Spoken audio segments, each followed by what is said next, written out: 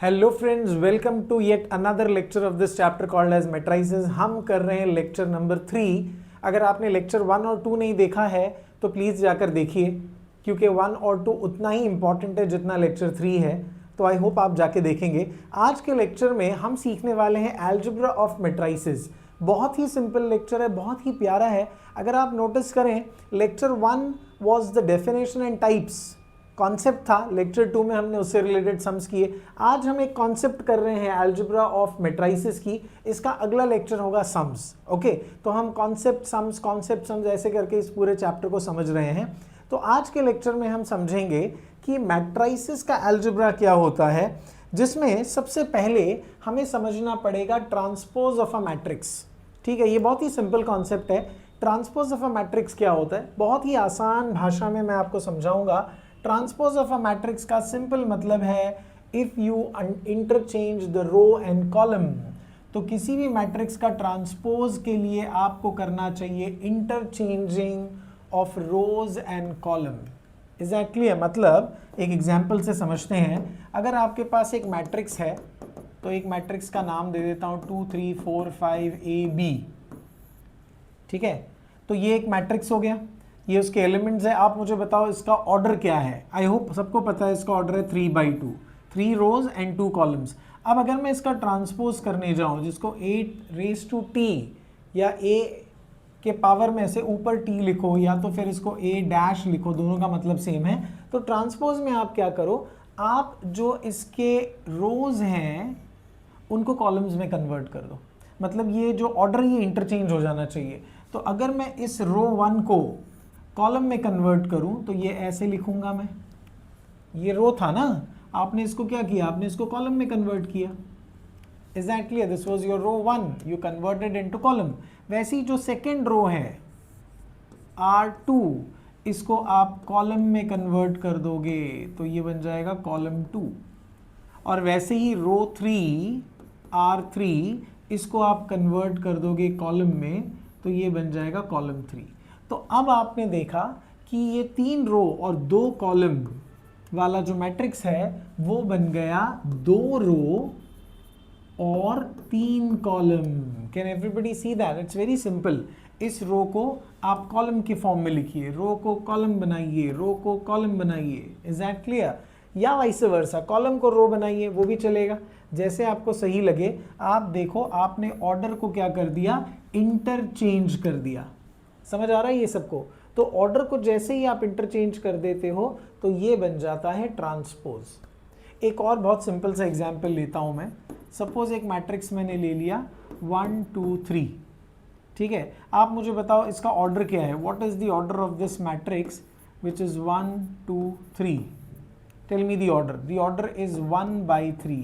You have 1 row and 3 column. अगर मैं इसका ट्रांसपोज कर दूं तो मैं इसको बना दूंगा 3/1। मतलब ये जो पट्टा है, ये जो हॉरिजॉन्टल रो है, इसको मैं कॉलम वाइज लिख दूंगा। Is everybody clear? तो ये जो हॉरिजॉन्टल रो है उसको आपने कॉलम बना दिया, तो इसी को कहते हैं transpose. I hope everybody is clear. बहुत आसान है, समझ में आ गया सबको। आपको रो को कॉलम में कन्वर्ट करना है और कॉलम को रो में कन्वर्ट करना है। तो interchanging row with column gives you transpose of a matrix. I hope all of you are clear with this. ठीक है, तो ट्रांसपोज समझने के बाद आगे हम समझते हैं सिमेट्रिक मैट्रिक्स क्या है। अब ये बहुत मज़ेदार है, ध्यान से सुनना। सिमेट्रिक मैट्रिक्स बहुत मज़ा आएगा। मैं पहले करता हूँ इसका position wise placement. A11 A12 A13, A21 A22 A23, A31 A32 A33। सब जानते हैं ये 3/3 मैट्रिक्स का पोजीशन वाइज प्लेसमेंट है। अब सिमेट्रिक मैट्रिक्स होने के लिए ध्यान से सुनना, आपको क्या करना है, डायगोनल एलिमेंट्स को हटा दो। तो डायगोनल एलिमेंट्स को भूलने के बाद ये जो एलिमेंट्स आपको दिख रहे हैं ये सेम होने चाहिए। Can everybody see that? Yes, can everybody see that? मैं कलर चेंज कर दूं समझने के लिए। तो ये देखो, राइट, ये देख लो आप। ओके, तो ये ब्लैक ब्लैक के साथ, ब्लैक ब्लैक के साथ, रेड रेड के साथ और ग्रीन ग्रीन के साथ। ठीक है, अब इसको अगर टेक्निकली हम समझने जाएं तो आपको ये समझ में आना चाहिए that A I is equals to A J I, A I is equals to A J I. इसका मतलब आप समझो A21 और A12, A12 अगर मैं पहले ले लूँ तो इसमें I है 1, J है 2, this should be equal to A21। ये दोनों एलिमेंट्स, ये वाले एलिमेंट्स कैसे होने चाहिए? सेम होने चाहिए।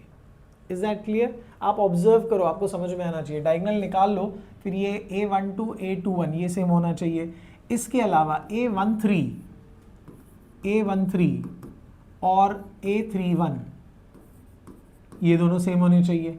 वैसे ही यहाँ पर आप देखो, मैं ट्रायंगल से रिप्रेजेंट कर रहा हूँ, A23 और A32 ये दोनों भी सेम होने चाहिए। तो ऐसे एलिमेंट्स जब सेम होते हैं तो हम इनको क्या बोलते हैं? We call them as symmetric matrix. Is everybody clear? Symmetric matrix का मतलब क्या है आप इस एग्जाम्पल से भी समझ सकते हो। इसको मैं इरेज कर देता हूँ क्लैरिटी के लिए। डायगोनल एलिमेंट यहाँ पर ABC है और डायगोनल के लेफ्ट साइड का एलिमेंट और राइट साइड का एलिमेंट आप देख लो सेम हो रहा है। ठीक है, पोजीशन वाइज मैंने आपको समझा दिया। A12 और A21 ये दोनों इक्वल होना चाहिए, A13 और A31 इक्वल होना चाहिए, A23 और A32 आप सिर्फ फ्लिप कर रहे हो, I और J को फ्लिप कर रहे हो और वो एलिमेंट सेम होने चाहिए, तो आप इसे कहोगे सिमेट्रिक मैट्रिक्स। याद रखना, a diagonal matrix are symmetric, null square matrix is also symmetric. I hope all of you are able to understand this. ठीक है, समझ में आ गया सबको? हाँ, बहुत ही आसान है। अगर मैं एक एग्जाम्पल के तौर पे बताऊं तो 1, 5, 7 ये डायगोनल एलिमेंट्स हो गए। अब यहाँ पर जो एलिमेंट है वो यहाँ पर होना चाहिए, इधर जो एलिमेंट है वो इधर होना चाहिए और यहाँ पर जो एलिमेंट है वो यहाँ पर होना चाहिए। तो डायगोनल के अलावा ये दो एलिमेंट्स, ये और ये सेम, ये और ये सेम और ये सेम, इसे कहते हैं symmetric matrix. I hope everybody is clear. अब सिमेट्रिक मैट्रिक्स के बाद अगला होता है स्क्यू सिमेट्रिक। स्क्यू सिमेट्रिक बहुत आसान है। स्क्यू सिमेट्रिक में क्या होता है? सबसे पहला स्क्यू सिमेट्रिक के अंदर डायगोनल तो भूल जाओ आप, ठीक है, फॉरगेट डायगोनल। डायगोनल के अलावा ये जो एलिमेंट्स है ना ये सेम होंगे but they will be opposite in sign. ठीक है, ये सेम होंगे, मतलब AIJ will be equal to AJI but minus AJI। जैसे सिमेट्रिक में हमने देखा AIJ is equals to AJI, इसके अंदर AIJ is equals to minus AJI। Is that clear? आप देख लो, ये एलिमेंट्स दोनों सेम है पर दोनों के साइंस अलग अलग है। Can everybody see that? So then you call this as skew symmetric matrix. I hope everybody is clear. Skew symmetric matrix में ये दोनों नंबर सेम होंगे बट इनका साइन अलग होगा। इसके अलावा आप कुछ नोट यहाँ पे कर लो। A ट्रांसपोज का ट्रांसपोज हमेशा A देता है, ये मालूम होना चाहिए। अगर A एक सिमेट्रिक मैट्रिक्स है तो A और A ट्रांसपोज सेम होगा। अगर B एक स्क्यू सिमेट्रिक मैट्रिक्स है तो B will be equal to minus B। A null square matrix is always skew symmetric. Null square matrix मतलब सारे एलिमेंट जीरो। ठीक है, डिटर्मिनेंट किसी मैट्रिक्स का और उसके ट्रांसपोज का हमेशा सेम होगा, क्योंकि डिटर्मिनेंट में हम डिटर्मिनेंट सॉल्व करके एक वैल्यू निकालते हैं, अगर आप ट्रांसपोज करके भी उस वैल्यू को निकालो तो भी वो एग्जैक्टली सेम होगा। Is everybody clear? ओके, यहाँ पर हम देख रहे हैं इक्वल मैट्रिक्स। ये सबसे आसान है। इक्वल मैट्रिक्स का मतलब क्या होता है? सबसे पहले ऑर्डर सेम होना चाहिए और करस्पॉन्डिंग एलिमेंट्स भी इक्वल होने चाहिए। याद रखना कि अगर दो मैट्रिसेस इक्वल हैं तो सबसे पहला their order is same. Can everybody see? Order of A is same as order of B। Corresponding elements of A and B are same. ठीक है, पहला एलिमेंट पहले एलिमेंट के सेम होगा, दूसरा दूसरे के साथ सेम होगा, तीसरा तीसरे के साथ सेम होगा। अब इस पे सम्स कैसे आते हैं? बहुत आसान सम्स आते हैं। आप देख लो, ये दोनों मैट्रिक्स इक्वल है, आपको A और B ढूंढना। अब दोनों मैट्रिक्स इक्वल है मतलब करस्पॉन्डिंग एलिमेंट सेम होगा, ये एलिमेंट सेम होगा। तो क्योंकि इक्वल मैट्रिक्स है आई can say 2A minus B is equals to 1। समझ में आ गया? 4 4 की बराबर है, -7 की बराबर है, और यहाँ पर A plus 3B will be equal to 2। अब आपके पास दो इक्वेशंस मिल गए हैं, आपको साइमल्टेनियसली इनको सॉल्व करके आंसर निकालना है। तो हम क्या करते हैं?